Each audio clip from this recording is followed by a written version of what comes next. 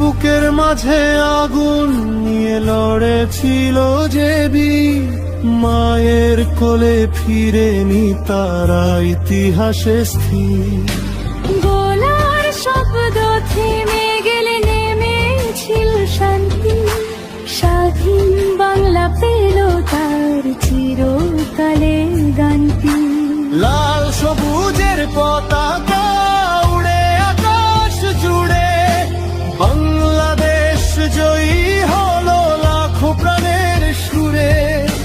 বিজয়ের এই দিনে শপথ করি আজ, স্বাধীনতার আলো জ্বালাবো যুগ যুগ পাজ।